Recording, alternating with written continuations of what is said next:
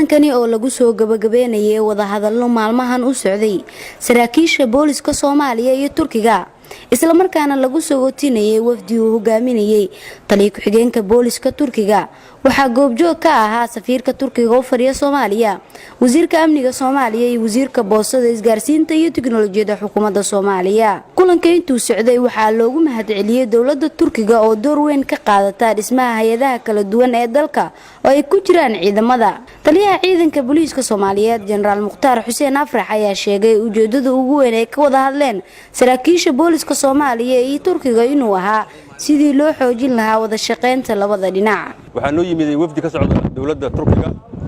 oo runtii ah dawlad si gaar ah xilwi isaga saartay maartay isgarabtaanka Soomaaliya si ay labadu soo noqoleed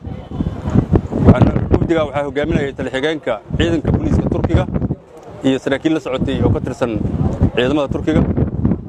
waxa ay halka u yimideen hayeynta iyo sare u qaadida ciidamada amniga sare loogu qaadi lahaa ay ujeedada socodkooda runtiina si wanaag ah jawi wanaagsan ay ku dhamaaday wada kulankii iyo maartay wixii baahi ah iyo talooyinka ka wada hadalnay waxaan uga mahadcelinaynaa sida gaarka iyo tixgelinta gaarka iyo isgarab istaagga ay la garab taageen dawlad ahaan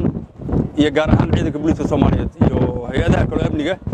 waa uga mahadcelinaynaa wasiirka amniga gudaha Soomaaliya Maxamed Abuukar Islow Ducaale ayaa ugu mahadceliyay dawladda Turkiga dadaalada ay ciidamada Soomaaliyeed ay ku gacan siinayaan dhawaan tababaro iyo qalabayn ay ku taageeri doonaan hay'adaha amniga dalka ka wada hadalnay sidii isu kaashan lahayn iyo sidii ciidanka loo tababari lahaa ciidamada amniga sida nabad sugidda booliska tababar gooni loo siin lahaa marka waan ka wada hadalnay maanta ka imaadeen waxaan daba socday safar aan ku tagnay aniga Prime Minister Xasan Ali Khayr Turki aan ku tagnay balqaadkii soo qaaday halka noogu yimaadeen ciidamada si tababar u siin lahaayeen gabagabadii kulanka ayaa hadiyado hidaha iyo dhaqanka Soomaalida la gudoonsiiyay taliye ku-xigeenka booliska dalka Turkiga oo socdaalkiisii Soomaaliya soo gabagaboway Raxmi Yuusuf Jimcaale TV-ga qaranka Muqdisho